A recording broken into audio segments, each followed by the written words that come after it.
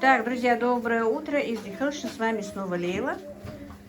Да не показывай я тебя, ради бога, успокойся. Короче говоря, тут вот идет процесс. Уже третий дубль. Хотела внука показать, не дается. И больше никогда в жизни не буду просить. Обиделась бабушка. Короче, сделала Танзила с Аишкой. Сделали для мамы Аишки салат «Цезарь». Там у нее варится супчик куриный с домашней вермишелькой. Захотела она, собирается к ней в больницу. Также продолжается у нее заказ. Вчера вот испекла 2 рулета, но получилось у нее один больше, один меньше. Сейчас вот жарятся блины печеночные, будет тоже печеночные делать. Это у нее заказ. 2 вот этих рулета, 2 печеночных тостика, из 2 килограмм котлеты мяса и баранья ляжка. Это у нее заказ. У нее и здесь и заказы, и нет отдыха. Я даже сегодня говорила, могла бы заказы сегодня и не брать. Она говорит, а потом вдруг у меня еще заказчики будут потом недовольны, не будут заказывать. Короче, заказы свои ей нужно держать. Вот так вот. Вчера целый день делала для меня заморозки. Сегодня вот поедет к сестре и уезжают они уже домой. Да, Аишка? Вот, зато Аишка разрешает себя снимать. Аишка, нах, приветик, ал. Нах, привет, ал. Хажил Мухаммеда, рад тахты тебе, привет, ал. Хадо цебушек, халастел, привет, ал, сага. Мама, ехай, гита, ха.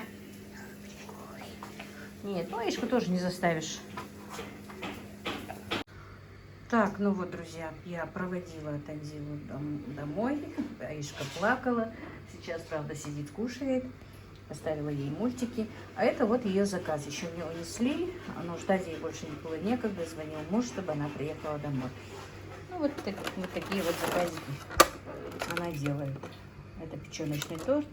Это баранья ножка. Ну, вот такую они маленькую ей просто прислали. Получилось. Ну, вроде бы ничего, вкусно.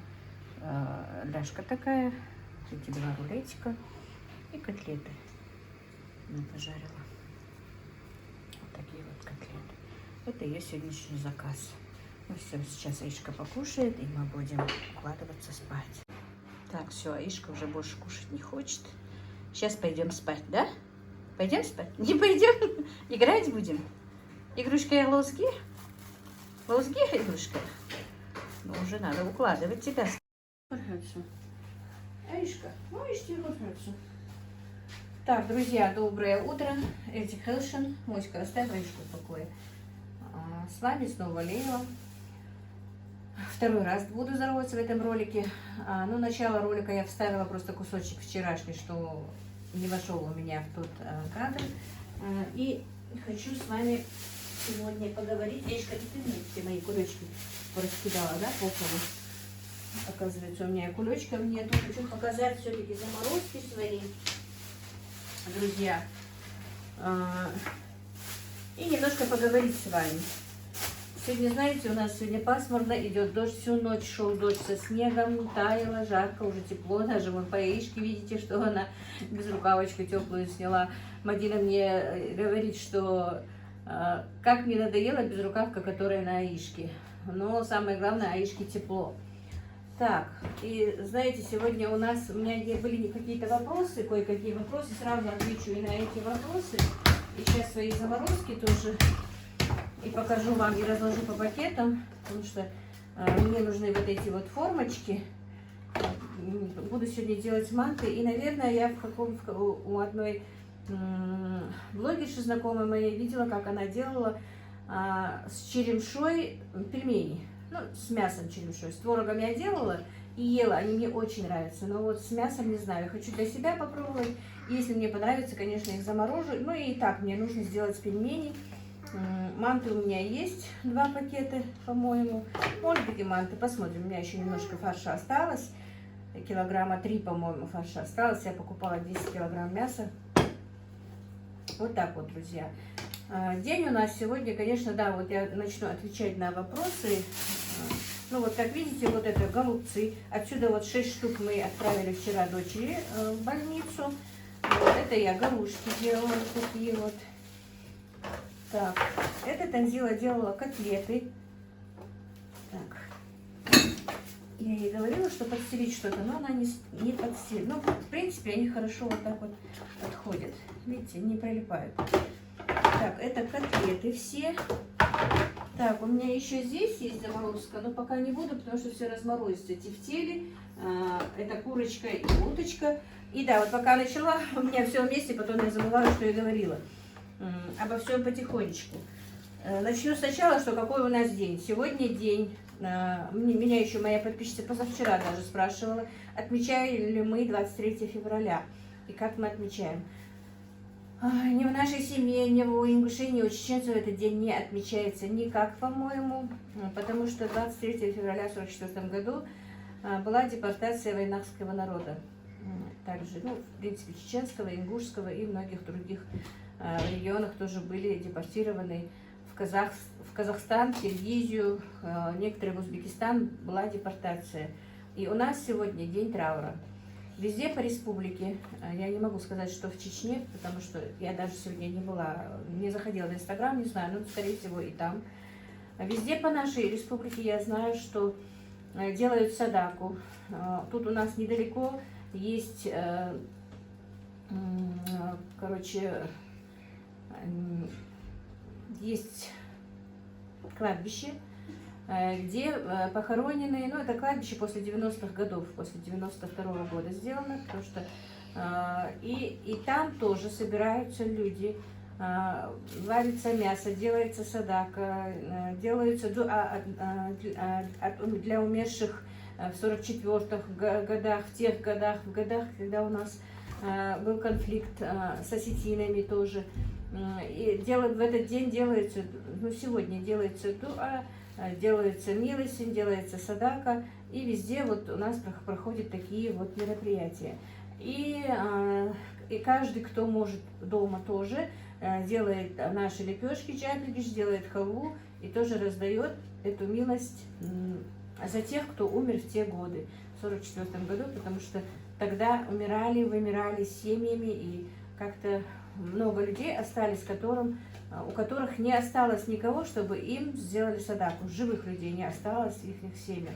Вот за таких, кому нет давать садаку, да если даже у кого есть, кто дает садаку, за своих, за всех. Короче, за всех сегодня делается садака, кто как может. Вот такой вот у нас сегодня траурный, печальный день.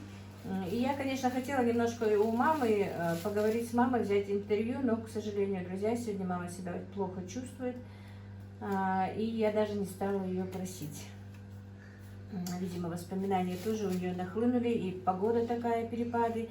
Она неважно себя чувствует, друзья, вы меня извините. Ну, как-нибудь, когда все это пройдет, спокойненько мама еще раз поговорит. Она же с вами все-таки говорила о депортации, у меня есть такой ролик, может, кто-то зайдет на этот ролик. И вот как-то так, друзья. Вот так вот у нас сегодня я ответила на вопрос моей подписчицы. Ну, она со мной в личке обращалась, я и так об этом сказала. Ну, раз ее интересует, то многих тоже, наверное, какой-то такой вопрос интересует. Вот так вот проходит у нас, у вайнахов, этот день. У нас сегодня день памяти и скорби, и день траура. Так что вот как-то так. Сейчас я все это заморозку, всю эту свою положу, и будем жить дальше, да, Ишка, как говорится.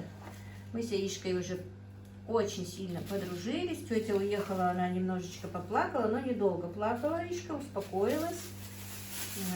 Так, нет у меня пакетов, кулечков. Вот такие вот дела, друзья.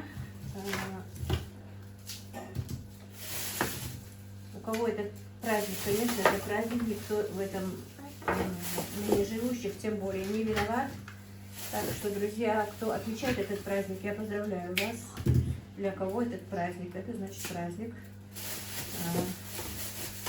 И пусть все ваши близкие и друзья, и знакомые, и вся семья, все будут живы и здоровы у всех. Вот так вот. Это у нас будет на один раз. С гарниром чем-то хватит. И в сковороде, которую вот мы сделали, очень вкусно получилось. Я часто так делаю, потому что сразу и первое, и второе за один раз получается. Просто можно было немножко жидкости поменьше томила, просто так не делала, она не знала. А я это в последнее время часто так делаю. Легко все в одну сковороду понакрошил, положил, долил водички и все готово. Фи.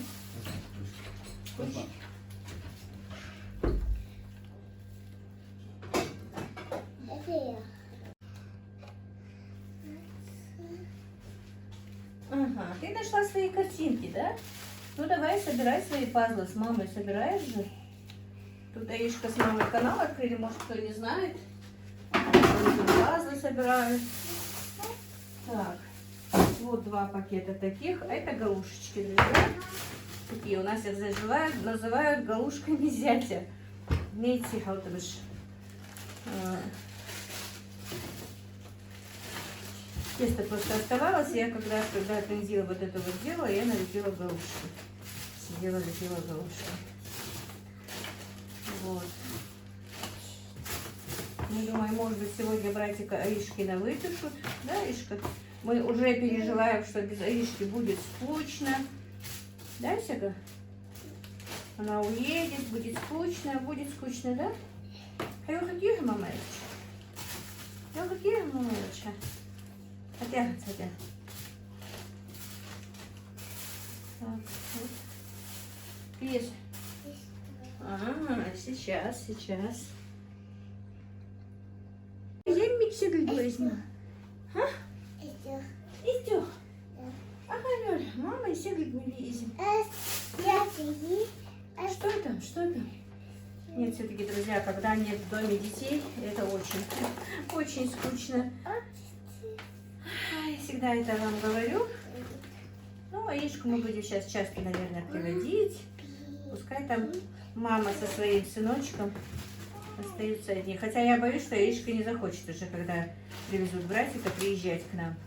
Она и так вот с куклами, с ляльками, все возится, с ними разговаривает, их укладывает, уколы им делает. Что так она с этими куклами не делает? Так что я боюсь, и с Мухаммедом будет такая история, будут уколы делаться. Да, Ришка? Да, Ришка? Погода, как назло, испортилась, чтобы Ришку сегодня погулять с ней, выйти во двор. Так сыро, прям вот идет снег и дождь одновременно, и тает это все, грязь, слякоть, температура резко потеплела. Сын принес мне их, поставил, с того большого морозильника, с ларя. Вот так вот. С дочкой вчера целый день шутили тоже, уехали они тоже скучно. Обиделась я на своего внука, даже в профиль не дал мне себя снимать. Купили мы ему рубашку такую. Не мы, а Ибрагим со своей зарплаты купил племяннику рубашку. Красивая такая. Себе купил и ему, купил тоже что-то. У них маленькая, небольшая же разница между ними, только 4 года. Племянник и дядя. Вот так вот. Так, они уже почти разморожены, поэтому я их быстренько пока сюда положу в холодильник. Здесь у меня тоже места уже почти нет. Морозильник у меня и тот ларь тоже полный. Видите, чашка. Потому что еще почти все гуси и утки, которых я резала, они еще в морозилке. Мы их не так уж много и съели. Да, вот теперь перехожу к другому вопросу. Насчет кур и цен на них меня кто-то спрашивал. Из Ингушетии. Друзья, я давным-давно не покупала кур, и, в принципе, я не знала. Моя дочь даже удивилась, я когда сказала, что они у нас стоят 270. Она говорит: мама, я за 350 и за 400 покупаю кур для заказа. Я говорю: нет, у нас по 270. Но я, по-моему, месяц не покупала, потому что у меня не было необходимости их покупать. У меня, во-первых, были свои петушки, которых я резала. Также, я говорю, гуси и утки свои. Единственное, что фарш, вот не фарш, а говядину я покупала для фарша. Так, это одну, наверное, все надо, потому что на 2 раза на них не хватит. Это люля-кебаб. И оказывается, у меня же рядом бойня здесь, я вам говорила, вот не знаю, сколько стоит у него потрошки. Я обычно часто потрошки у него покупаю. Они стоят 60 рублей только.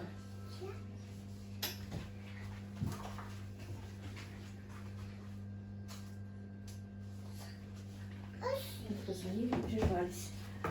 И я ему позвонила, кур у него не оказалось. Должны, сказал, привезти, не привезли, но стоит 350 рублей. Представляете, куры у нас подорожали сразу на 80 рублей. Вот и что делать? Подорожала кукуруза, пшеница. Вот я купила сейчас кукурузу, буквально неделю назад, правда, еще не привезли ее, по 13 рублей за тонну. Ну, 13 рублей получается килограмм. А сегодня вот мне сказали, что она уже стоит 16 рублей. У меня уже кукуруза закончилась. И пшеница почти на нуле. Ну вот я заказала тонну. Надо привезти. Еще не привезла. Я говорю, хоть и цену мне не поднимут, потому что я вовремя не привезла. Ну, говорит, нет, как договаривались, так и будет. Вот так вот, друзья. Представляете, все дорожает. А зарплаты, пенсии, как моя мама говорит, почти стоят на месте. Там гроши какие-то добавили, а все дорожает. Вот такие вот дела, друзья. Так что куры действительно подорожали. Вот, наверное, вместе с курами и индейки, и все, что есть. И 6, 7, 8. Вот так вот 2 кулечка я их положу. И не знаю, я вот как-то занималась разводом индеек. Ну, обычно у меня были свои домашние индейки всегда. Ну вот как только я прекратила их, всю птицу за один раз продала, у меня их давно нет. А в 1 год я занималась выращиванием именно бройлерных индеек, больших вот этих Big 6, Big сколько-то. Это ужасный адский труд, конечно, их выращивать. Ну, не знаю, вот вчера хоть смотрела в сайтах везде. Есть яйцо инкубационное, вот я смотрела по 110 рублей, но я не могу точно сказать, какое, не запомнила я, Big какой. И есть и индюшата, есть по 400 рублей, по-моему, месячные индюшата. Вот не знаю, я что-то вот боюсь этих индюшат, покупать их. Так, вот покажу вам. Замороженные вот эти вот, что мы делали. Запеканки и мясо по-французски. Вот видите, заморожено. Просто пакетик снять и все. Так. И вот тефтельки еще. Все это я обратно положу. И пусть стоит. Вообще-то, хоть я и говорю, что я не люблю эти заморозки, но я потихонечку убеждаю, что все-таки они нужны на экстренный случай. А так, конечно, когда у вас есть время, или у меня, или у вас, в принципе, когда у нас есть время, мы можем приготовить это в любой момент. Поэтому использовать заморозки я буду чисто крайне редко, когда у меня будут гости или когда у меня просто не будет времени. Вот так вот. И мама залетая, куда ты пошла? Одела свой рюкзачок. Вот так вот, друзья, я захотела сегодня выйти с вами на эфир. У самой какой-то сегодня тоже, наверное, из-за перепада атмосферного давления. Правда, у меня давления нет. Ну вот какое-то вот, не знаю, настроение, что ли, не то. Не могу понять, что происходит. Просто даже расстроилась, что и мама расстроилась. Мы же с Аишкой спим у нее в комнате. И мама уже с утра была с заплаканными глазами, хотя сказала, что она не плакала. Но, видимо, все-таки плакала. Она все время, еще из-за своего отца, который не в 44-м, а в 35-м году его сослали, как Партийного. И с тех пор 2 годика, как ей было, она всегда вспоминает своего отца. Она вспоминает, как ее отца посадили в грузовик, и как она за ним бежала. Вот эти вот маленькие девочки, детские воспоминания, ее всегда вот, не знаю, неприятные бывают эти воспоминания. Так, ну вот, друзья, немножко с вами поговорила, показала, что я сделала. Манты у меня есть 2 пакета, я надеюсь их показывать, приносить вам не надо, вы мне поверите. в морозилке. Но я еще налеплю и манты, и пельмени. Пельмени, которые я в тот раз налепила вчера, дочка, позавчера, но как только приехала со своим заказом, продала 3 кулька. Там у меня оставалось 2 кулечка, внук мой поел. И вчера Ибрагим пришел с работы, говорит: мам, отвори мне, если есть пельмешки. Так что теперь отварю пельмени, говорю, приготовлю пельмешки, наверное, сегодня еще налеплю. Ну и все, так посмотрим. Еще, может быть, кое-что я вам еще и вечером сделаю еще один ролик. Я послала сына показать, как все тут у нас, ну, где он найдет, происходит, снимать. Сказала, чтобы он не озвучивал, озвучу я, может быть, сама, но я не знаю точно, получится ли у него, нет. Вот где дают эту садаку, где варится это мясо. Раздают у нас и сырое мясо в пакетах, благотворительные вот эти фонды, у которых собраны деньги. Но вот это все я, может быть, если он мне снимет, если у меня получится, я вам покажу в другом ролике. Может быть, вечером его еще один раз выпущу. А этот ролик выпущу сейчас. Сейчас смонтирую, сейчас уже 11 часов утра уже. Мы с Аишкой с утра тут немножко прибрали, справились, будем что-то готовить, что-то делать. Ну вот как-то так, друзья, не знаю, будет ли вам интересен сегодняшний мой влог, ролик, я не знаю, как его назвать. Вот так вот, сегодня Аишка играется с тестом, а я тоже вспомнила, как мама, все-таки вам тоже бывает интересно, что мама говорит, мама когда про 44, ну, про депортацию рассказывала, она некоторые вещи упустила. И я очень-очень сожалею, друзья, что я раньше не записывала то, что она рассказывала, что мы не записывали. У нас и камера была, даже если не было таких телефонов у нас давно была камера. И мы не записали этого, не сохранили. Она тогда рассказывала, что ее наняли на работу, она училась то ли, не знаю, в 6-7 классе, нянчить двойняшек директора школы. И там ей не деньги давали, а давали просто за то, чтобы ребенок поел. И ей не давали носить домой. Ну, ей нельзя было еду носить домой. Она должна была просто там поесть. Когда она тогда рассказывала, как она прятала под мышкой кусок хлеба и носила этот хлеб маме домой, ну, своей маме домой. У нее больше не было ни братьев, ни сестер, была только одна мама. Вот первые годы они жили очень сложно, как она рассказывает, но потом, когда уже моя бабушка, получается, начала делать там какие-то тапочки, какие-то вещи, шить что-то, они уже стали жить хорошо, ну, хорошо, по тем временам хорошо, более-менее. А так, говорит, голодали, ужасно голодали, говорит, собирали косточки на помойках, где вот местные жители, русские, не знаю, кто там, ну, у них там жили только русские, немцы и казахи. Ну вот зажиточные, я не знаю, какой национальности, не буду говорить, но ну, вот те, которые там на работах, директоры школ, там прорабы, учителя, вот у них еще более-менее, ну у местных жителей по-любому свое хозяйство, все первые годы они же более зажиточные получается. Ну, вот на их помойках, говорит, мы собирали, говорит, и картофельную шелуху, и косточки от селедочки, и хлебокрошки. Ну, это, говорит, было первое время. Но потом, конечно, все уже начали нормально жить. Вот так вот. Депортировали в 44 году, а в 57-м их уже оправдали, и многие стали возвращаться. Но именно наша семья, мы приехали только в 70-м году. Мы долго жили там, но мне тогда было только 3 годика. Я, правда, ничего из Казахстана не помню. Вот такие вот, друзья, дела сегодня. Надеюсь, Аллах примет всю нашу сегодняшнюю садаку, всю нашу милость, наши молитвы, наши дуа и сделает облегчение нашим,